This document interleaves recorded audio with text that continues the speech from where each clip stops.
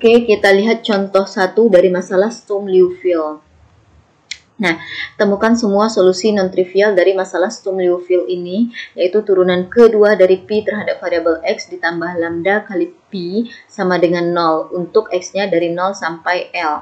Kemudian diberikan pula syarat batasnya P0 dan PL-nya itu sama-sama bernilai 0. Artinya, pada ujung-ujung nilai, ketika X berada di ujung-ujungnya, maka nilai P-nya itu adalah 0. Nah, untuk menemukan solusi non-trivial dari MSL ini, kita dapat menggunakan teorema yang dibahas tadi. Namun, kita pastikan dulu 3 asumsi dalam teorema tersebut terpenuhi. Maka barulah kita bisa memastikan bahwa ada lambda yang bernilai real. Oke, nah di sini lambdanya nilai eigen itu ya.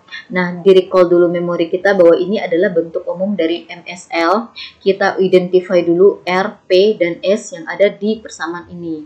Nah, perhatikan R itu adalah suatu fungsi yang dikalikan dengan P aksen atau nanti ada dikalikan dengan P2 aksen ya. Nah, di sini koefisien dari P2 aksen itu adalah 1. Dengan demikian, maka kita bisa klaim bahwa R dalam MSL ini bernilai 1. Sedemikian sehingga jika R-nya sama dengan 1, maka 1 kali P aksen itu kan P aksen. Turunan dari P aksen itu kan P2 aksen. Nah, ini dia.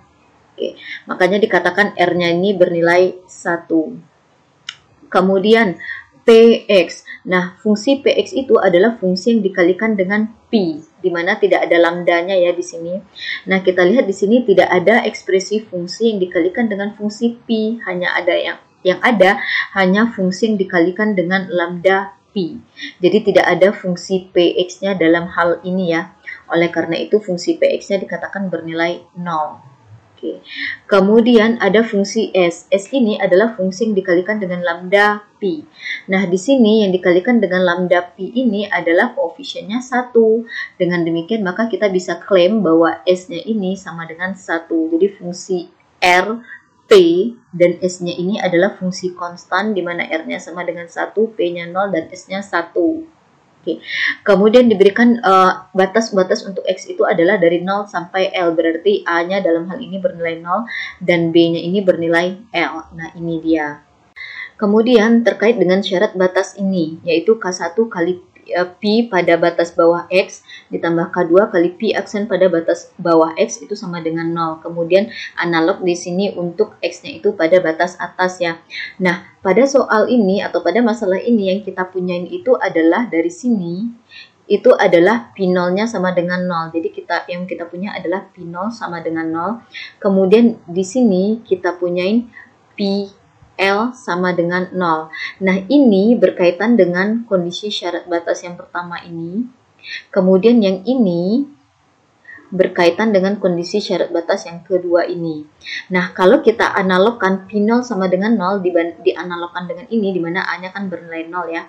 Berarti di sini yang tidak 0 itu adalah nilai K1-nya atau yang kita punya di ruas kiri itu hanya yang ini saja. Oke, dan di sini koefisien dari P0 adalah 1. Dengan demikian K1 ini bernilai 1. Nah, ini dia. Kemudian tidak ada ekspresi P aksen 0 ya di dalam masalah ini, maka kita bisa katakan K2 ini bernilai 0. Nah, maka di sini K2 0. Kemudian untuk syarat batas yang kedua ini, kita punya PL sama dengan 0 dan itu adalah untuk suku yang ini, di mana B ini bernilai L.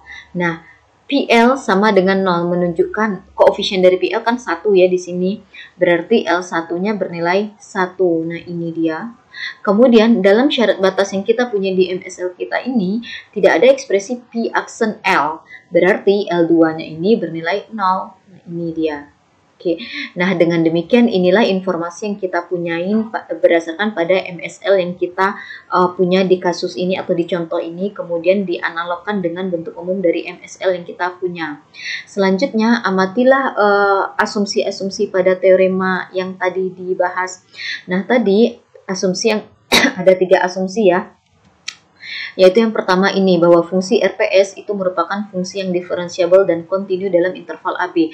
Nah, fungsi RPS yang kita punya di sini adalah fungsi konstan, yaitu 1, 0, dan 1 masing-masingnya ya.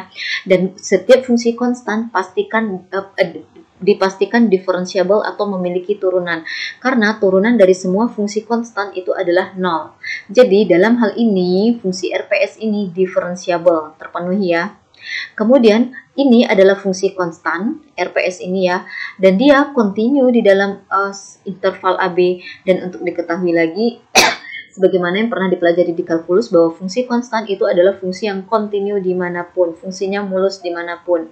Oleh karena itu kita bisa simpulkan asumsi pertama ini terpenuhi.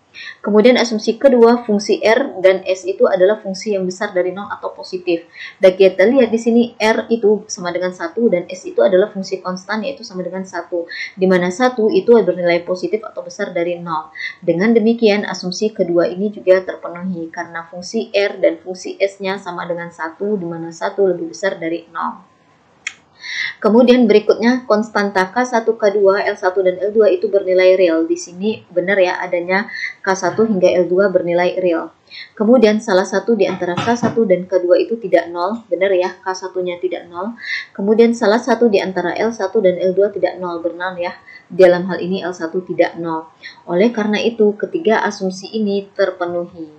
Nah, karena ketiga asumsi ini terpenuhi, maka kita bisa simpulkan bahwa nilai eigen yang kita punya untuk masalah Sturm-Liouville ini itu akan bernilai real. Oke, kalau nilai eigen bernilai real, maka berarti kan bisa dikatakan bahwa ada nilai eigen lambda sama dengan 0, ada lambda yang bernilai positif dan ada pula lambda yang bernilai negatif.